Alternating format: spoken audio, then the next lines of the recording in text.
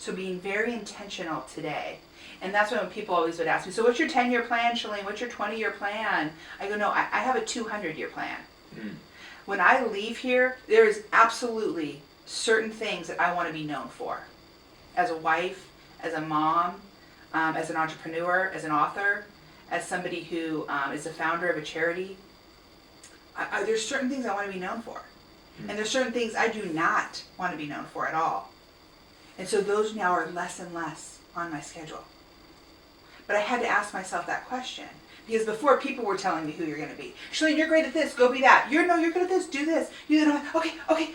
I'm just trying to say yes. I'm going to learn from all these different people. When all those different people were speaking totally different languages. And I really needed to focus in on the ones that were authorized. Who is my hula hoop? Who are those people going to be? Who do I look at their life and I see integrity? I see restoration. I see people who can restore and renew situations. Those are people I want in my life. There is beauty in a new day. And I think sometimes we have a hard time forgiving ourselves, especially when we're younger. It's like you might not be where you want to be yet, and you're not where you could be, but you're not where you've been. So you need to give yourself that grace, that undeserved favor to have another day, no matter what your situation. And I don't know why I'm even saying that right now, but somebody that's listening is in a pit, and they threw themselves in it. And it's because they're not giving themselves the opportunity of a new day. Or they need to pluck some people out in their life. And that's okay. I'm not talking about, don't ever talk to me again, I can't stand you, and have a blow up. I'm not talking about that. Right. I'm saying, this is a boundary for me, and you cross it. Yeah. And so I need to shift myself over here. Absolutely. This is toxic for me. I always use the example of a pizza. You know, it's like you have all these people in your life, and it's like a big pepperoni pizza, and then someone is toxic. Just like Jesus had with the 12 disciples. There was a Judas among them, right? Yeah. And that piece of pizza gets mold on it because it's toxic. Now I can either pluck that sucker out and we all can still eat the other 9 pieces of pizza. Or I can leave it there because I'm so afraid of offending them, and then maybe they won't be my friend and they're not going to like me. Maybe they'll say bad things about me, and what if I need them one day? And all these reasons that we play. It literally molds out the whole thing. Now you just took out everybody. Yeah. That's so dangerous. And I wish someone would have told my 20-year-old self that. And I didn't learn that in my 30s, because I would have saved so much heartache, emotional time, stress, anger.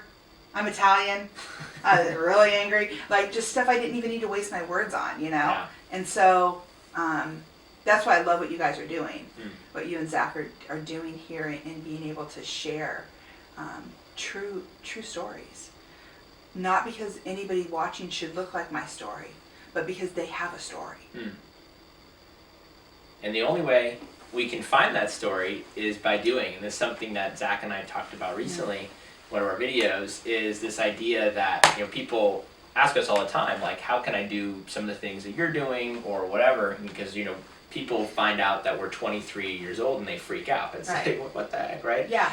And the response is like, you know, well, we were 16 when we started doing these things. You know, Zach, you know, youth director, and you know, myself starting each row.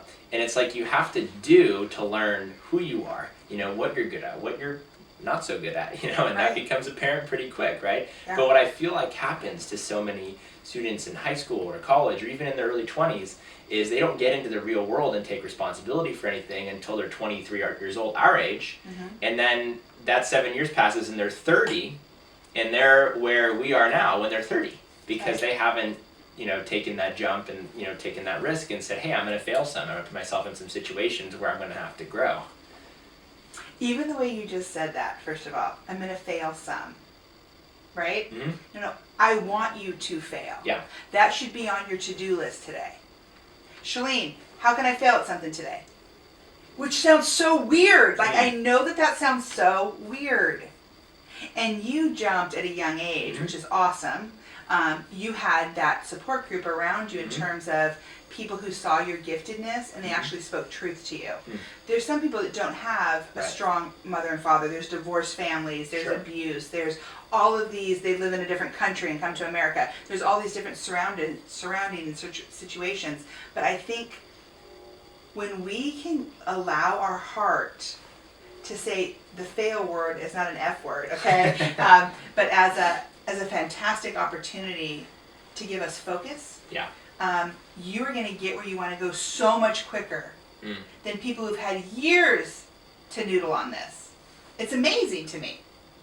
It's so amazing. I mean, I think about all the times I walked around the barn a million times, and God's like, there was a door, you could have just walked right through. It was right there. And I'm like, dang it! Like, why didn't I see it? Because I was so focused on the wrong things. Sure. Don't fail. I got to be successful at this. At everything I do, I got to be successful. What is success? Exactly. What is that? Like, what would you say the 20 college generation would say success is right now? I would say it's, I think I feel like they don't have their own definition of success. I think it's portrayed to them, by society, this idea of the American dream, providing for yourself, or being a good person, or now certainly it's this whole, concept of social justice and doing good for others and making our world, our society, a more equitable place. All good things, but ultimately, I think what you're getting at is this idea that, look, we have to come to terms with what are the tough questions, right? And also deep down who we are. And that we're kind of slapping God in the face or whatever in the face if we're not willing to say, yes, this is who I am and I'm going to rock it each and every day. Right. And I'm not saying that you're not going to have bad days or that you won't want to get out of bed and do that day. Or that's normal. Yeah. That's just normal. But there's these words that I feel like the media has fed us and said, well, this is what it looks like and this is what you need to be and you'll be happy if you get this. That's all a lie. Yeah. Our best life is later. I mean, it is. And so it's like we want to do things that are going to make us deposits in heaven. I mean, whether the viewers believe in God or don't believe in God, someone's allowing you to breathe right now and knows how many hairs are on your head. Like, you didn't make that happen. And so when you ask those uncomfortable, hard questions sometimes, you can get beautiful answers that are going to give you a peace that passes all understanding in your life. And it'll guard your heart and it'll guard your mind. And that is something that's going to get you where you want to go so much faster than you ever could imagine. I'm not arrogantly a Christian. I suck and need a savior. You know what I mean? So for me, when I chose my faith, I was very intentional about that. Because being in the entertainment industry, I have tons of Jewish friends, I have tons of atheist friends, I have tons of gay friends. I mean, I name anything, and I love them all. Yeah. And they all speak into my life. But then I have my hula hoop friends. So you kind of have these people that you will drop on a dime when they tell you something. And then you have people that are kind of maybe sideline sitters in your life, but you see them and you do things with them. And then there's people that are just stalkers. They watch your life, right? You don't really let them in, but you know they're lurking around and they always seem to know. You always seem to know what they're doing. They just know everything about you. Yeah. And I just want to give people permission. I'm not worried that anyone's going to fail at anything in terms of success. I just want you to succeed at something that doesn't matter. Right. Exactly. Because then you lose. And my desire for everyone to watch is to finish well. Yeah, and it seems like someone once told me that a midlife crisis is when someone loses purpose in their work, right? And it is this idea, you think of what the American dream tells us, right? It says, hurry up, right? Start making that money now. Buy that house as quick as you can. Get that family. Provide for your kids' college. Do all that stuff as quickly as you can. And then you get to the point when you get there, because look, we're smart and we live in a country that gives us great opportunities. I mean, the reality is a lot of people get there. Right. And then you do, and it's like, well, cool, I'm here. So what? Right? Like, this is great, but why is this not what I thought it would be? Right? Because the joy's in the journey. There is no end game. And you see people, like my pops, who's 78 years old, doesn't really need to work another day in his life. Architect, builder, has tons of commercial buildings, income coming in, whether he's sleeping or awake, right? That's what happens when you have tenants. Yeah. And he goes to work. I gotta get up, I can't go to dinner tonight. I have to be up at 6 a.m. That he just pursues the things that he's passionate about, and you'll live forever unless, you know what I mean? Unless God wants to call you home. It's amazing, but it's when we stop and we think that we arrived somewhere, and you'll see stories on the news. Oh, he finally retired, he died. Yeah. You know what I mean? It's like there's no such thing. I mean, Proverbs says you don't work, you don't eat. There's no retirement.